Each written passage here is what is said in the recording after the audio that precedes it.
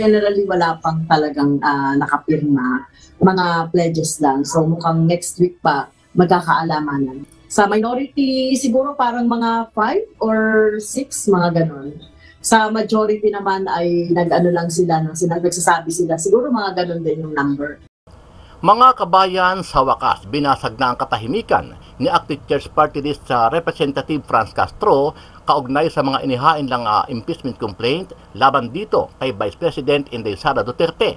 Kung matatandaan, naging maingay si Castro sa mga unang araw simula nang maghain sila ng reklamo laban sa pangalawang Pangulo para agad na mapatalsik ito sa pwesto.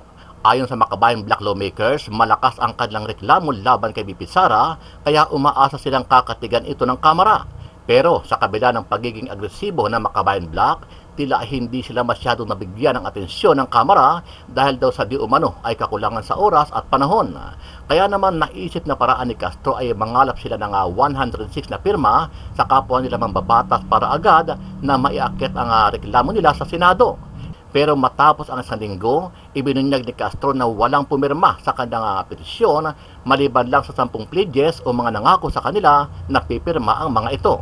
Ayon kay House Deputy Minority Leader at Teachers Party List Representative Franz Castro, nakakuha na sila ng mahigit 10 pledges na susuportahan ng impeachment resolution na isinusulong ng Makabayan Bloc.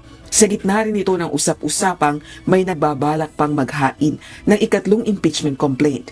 Pero nilinaw ng Teacher Solon, hanggang ngayon wala pang pumipirma sa kanilang resolusyong naglalayong mapatalsik sa pwesto ang Vice Presidente. Generally, wala pang talagang nakapirma. Mga pledges lang. So mukhang next week pa magkakaalamanan. May mga ilan na mga sa minority, siguro parang mga 5 or 6, mga ganon. Sa majority naman ay nag-ano lang sila, nagsasabi sila. Siguro mga ganon din yung number. Sa kabila ng pagkukumahog ng Makabayan Bloc na madaliin ang pagdinig at proseso sa kanilang reklamo laban kay VP Sara, tila sinagot naman at napahiya si Castro sa kapwa niya mababatas na si House Quadruple Committee Overall Chairperson na Representative Robert Ace Barbers. Ayon kay Barbers, dapat huwag magpadalos-dalos at pag-aralang mabuti ni Castro at ng kanyang mga kasamahan ang mga nilalaman ng kanilang reklamo kung ito ba ay may malakas na basihan para isalang sa pagdinig ang naturang reklamo. Lumalabas kasi na may halong galit o personal na paghihiganti ang kampo ni Castro sa pamilya ng mga Duterte kaya porsigido ito na ma-approve agad sa Kamara at may aakyat sa Senado. Ako personally, my opinion, this is a conscience kumbaga if ever you will take a position, dapat pag-aralan mo, dapat sarili mong conviction, sarili mong opinion dun sa usapin, dun sa issue, di ba? Wag nang lumabas dun sa issue. Pero sa kabila ng apela ni Barbers, iginiit naman ni Castro na hindi siya naniniwala na kulang sa oras ang Kamara para pag-aralan at repasuhin ang kanilang endorsement o complaint laban dito kay VP Sara. Ayon pa kay Castro, kung gugustuhin ng Kamara kahit after Christmas o bago matapos ang taon, ay dapat magkaroon sila ng special session para mapagkaisahan ng mga kapwa niya mababatas ang kanilang reklamo laban sa pangalawang Pangulo. Kapag kasi nag-decide na yung mga parties nila na na i-go itong impeachment complaint, mabilis naman ito kahit na after Christmas, kung magkakaroon ng mga special session kahit na during recess, ay magagawa naman yan. Kung makapagkaisahan, kasi naantay na lang talaga nila siguro yung yung decision din ng majority. So kung oras at oras, so tingin ko meron namang oras. Kasalukuyan pang nakabinbin sa tanggapan ni House Secretary General Reginald Velasco ang 2 impeachment complaints na inihain laban kay VP Duterte. Batay sa House official, naghihintay pa ito sa panibagong impeachment complaint na ihahain sa susunod na linggo. Ilang kongresista rin umano ang nag-request na bigyan sila ng oras na mapag-aralan ang unang 2 inihaing reklamo para sa posibleng endorsement. Ano ang masasabi mo dito, kabayan? Kakatigan kaya ng ilang mambabatas ang hiling ni Castro na magkaroon ng special session ng Kamara para pag-aralan at bigyan ng pansin ang kanyang impeachment complaint na inihain laban kay Vice President Inday Sara Duterte? Sama-sama nating panoorin ang buong video at pakicomment nyo po ang inyong mga reaksyon at sariling opinyon. Pero bago yan, sa mga hindi pa po nakasubscribe sa ating channel na Kabayan News PH, pakipindot po ang subscribe button at pakiclick na rin ang notification bell para lagi kayo updated sa mga bagong upload natin na legit at napapanahong balita. Maraming pong salamat. Ngayon, ibalita natin ano na ba nangyayari dyan sa asa na impeachment. Ito, pag-usapan natin. 3 araw na plenary sessions na lang mayroon ng Kamara bago ang December holiday break sa December 21. Kaya magkakaalaman na sa kahihinatnan ng nakabimbing 3 araw na lang. Okay? So, makikita natin yan Monday, Tuesday, Wednesday after ng Christmas break na. Pag walang nangyari, sa Lunes, sa Martes at sa Miyerkules, malabo na yung impeachment na yan. impeachment complaints laban kay Vice President Sara Duterte sa House of Representatives. Ayon kay House Deputy Minority Leader, ACT Teachers Party List Representative Franz Castro, nakakuha na sila ng mahigit 10 pledges. Meron na silang 10 pledges. Ang kailangan nila 106 na pirma. Pirma, ha? Pledges lang ang nakuha nila. Ibig sabihin, may sige, pipirma ako dyan. Pero wala pang actual na pirma. Ha? Kaya Castro, bumili ka muna ng suka. Huwag kang magpakatiwala dyan sa mga politiko na yan. Huwag kang pakatiwala dyan. Politiko yan katulad mo. Naninimbang yan. Ha? Marami dyan, re-electionist pa. Naninimbang yan. Alam nila malakas ang Duterte. Kasi puro pledges yan. Nag-aantay-antayan din yan. Politiko yan eh. Ha? Hindi ka tanga, Castro, sa tingin ko lang. Sa tingin ko lang naman, baka tanga ka rin. Pero sa tingin ko hindi. Pero huwag ka magtanga-tangahan. Niloloko ka lang yung mga pledges na yan. Ha? Pero gayon pa man, walang pumipirma. Nakakatawa ka, Castro. Ay, nako. Susuportahan ng impeachment resolution na isinunod. Asa na pirma mo? Raul Manuel, Brosas, Castro. Asan ang pirma? Nga. Nga. 10 pledges lang. Siyempre, kahit ako congressman, kaibigan mo ako. Halimbawa, kaibigan mo ako. Uy, pirmahan mo to. Oo, basta. Garantisado yan, pipirma ko. Politiko eh. Sulong ng Makabayan Block. Sa gitna rin ito ng usap-usapang may nagbabalak pang maghain ng ikatlong impeachment complaint. Yan yung palusot nila, alam mo ba? Alam nyo ba yan? Merong first complaint, merong second impeachment complaint. Tapos yung iba, kunwari, ayaw mo nang pumirma kasi inaantay yung pangatlo. Yan, ang palusot nila para wag silang magbukang tanga. Wag silang kahiya-hiya. Kasi sa totoo lang, ayaw nilang pirmahan yan. Hindi naman nila babasahin yung complaint na yan eh. That is political in nature. Kalokohan. Niloloko nyo ang taong bayan. Kung maraming pipirma dyan, at babango kayo sa taong bayan kapag pumirma kayo, sigurado nag-uunahan pa kayo pumirma. Ang problema dyan, pag pumirma kayo, babaho kayo sa taong bayan. Hindi kung titingnan nyo yung substance ng first complaint, second complaint, and third complaint, hindi yun ang totoo. Hindi nyo inaantay yan. Inaantay ninyo kung kayo ay babaho o hindi. Nakikita ninyo, babaho kayo sa taong bayan pag pumirma kayo. Kaya ginagawa nyong palusot na inaantay nyo yung third complaint. Sa katunayan, ayaw nyong pumirma. Pag wala pa rin pumirma, itong Lunes, Martes at Miyerkules, tapos na yung impeachment na yan. Nakakahiya kayo kahit anong palusot ang gawin ninyo. Hindi tanga ang taong bayan, huwag nyo kaming gawing tanga at kayo ay hindi lang makakuha ng impeachment, aminin nyo na malakas pa rin ang Duterte. Pero nilinaw ng Teacher Solon, Pakinggan ninyo ano sasabihin ni Castro. Hanggang ngayon wala pang pumipirma sa kanilang resolusyong naglalayong Nakakahiya, no? Hanggang ngayon wala pa rin pumipirma. Castro nga, iniwan ka sa ere ng mga kasamahan mong congressman. mapatalsik sa pwesto ang vice-presidente. Generally, wala pang talagang nakapirma. Ayan, nagbuka kang tanga, no? Bili na ng suka, ating. Bili na ng suka. Iniwan ka sa ere. Wala ba? Sa kanya galing. Wala pang pumipirma. Mga pledges lang. So mukhang next week pa. Pledges. Naniwala ka sa pangako ng politiko. Hanggat hindi mo nakikita, tangible, huwag kang maniniwala sa politiko. Yung 20 pesos nga, hindi binigay. Yung wala nga pumasok na baril sa KOJC kasi nungalingan pa. Di ba? Magkakaalamanan. May mga ilan na mga sa minority siguro parang mga 5 or 300 kayo doon.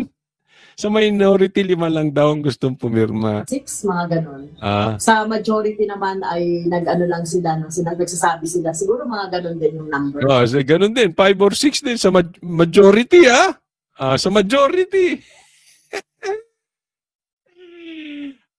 Kawawa ka, Ale. Ale, tingdan ka na lang ng barbecue, akyat ka sa bundok, mag-NPA ka, mangidnap ka ng bata.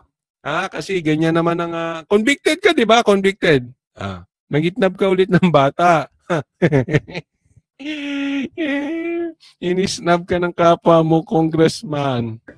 Alam naman natin noon, 2022 pa lang, na si Sara ay insurance policy ni BBM. Pero no, nakakala natin, ba kaya nga siya pinipilit na tumakbong vice president?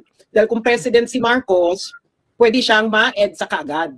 So, kaya nila pilit na si Sara ang tatakbong vice president. Insurance policy si Sara. Pero at that time, we thought na kaya siya insurance policy dahil si Bongbong ay magsasagawa ng malaganapang reforma sa gobyerno. Kaso, hindi niya ginawa. Anong ginawa ni Marcos nung nanalo na siya? Ang ginawa niya, nakipagsabwatan siya sa mga magnanakaw. Is this something na conspiracy pa? Di ba lumabas na si Taberna? Kung ano ang sinasabi ni Maharlika noon na laganap ang korupsyon sa gobyernong Marcos since day one, bigla na ngayon magsasalita si Taberna, ganun na, yun nga talaga ang nangyayari. Ano sa tingin mo dito kay Taberna? Ba't kaya nagsalita to? Kasi di ba may pinalabas akong audio nila na usapan nila ni Lisa na pinagkaisa nila si Vic at naging katuwang siya ni Lisa na talagang... Well, ano sa tingin mo? I think itong si Taberna, totoo yung sinasabi mo ng wala ganapan. So he is trying to acknowledge it, pero siguro ipipin down nila ang korupsyon kay Martin Romualdez. Kasi nga, di ba, nagkakagulo na rin sila sa loob. Yes. Kasi ang ika dyan, according sa very reliable source, Kingpin ang demand ay half of the Marcos estate para i-impeach, para i-solve na itong Davao problem. Ang ibig sabihin nito, i-impeach si Sara at ipakulong si Digong sa ICC. Yeah. Half of the Marcos estate, kasi nga nababawi na nila, nadidefrost na nila. Okay? Kung gusto ni Kingpin, half ang ibayad sa kanya at siyang gagawa lahat. Ano ngayon ang basa ko dito kay Taberna? Siguro, kasi di ba kung papakinggan yung mabuti ang statement ni Taberna, sabi niya, garapal ang korupsyon sa ilalim ng pamahalaan ni Bongbong Marcos. Pero sabi niya, yung commission daw ng mga senador at congressman. So parang, tapos bigla niyang hinimok na si Bongbong Marcos daw dapat may gawin, otherwise tinotolerate niya. So, anong focus doon? Yung Senado at Kongreso. So baka si Tambi ang ilalaglag kasi siya nga, di ba, siya nga ang parang pinikita nila na dahil kay Tambi naluloka ngayon ng administration. Magkakasabot naman yung lahat. So si Kingpin, baka nandun din siya. Nakakamkam na siya ng bonggang-bongga o di aalis na lang siya, hindi ba? O bahala na kayo dyan, hindi ba? Pero ang pagkakamali doon ni Taberna, inumpisahan niya yung statement niya sa ilalim ng pamahalaan ni Bongbong Marcos. Sa admission, natotoo lahat ang sinabi ni Maharlika. Hindi natin. Ikaw kasi since day one ka pa hindi ba? So ngayon, yung ginagamit nila na pang-attack dog sa'yo noon, dahil sinisita mo ang korupsyon, nagsalita na rin ngayon. Nagsasalita na rin na sobrang ang garapal ang korupsyon sa ilalim ng pamahalaan ni Bongbong Marcos. Sabi pa ni Anthony Taberna, you can quote me on this. We're quoting him.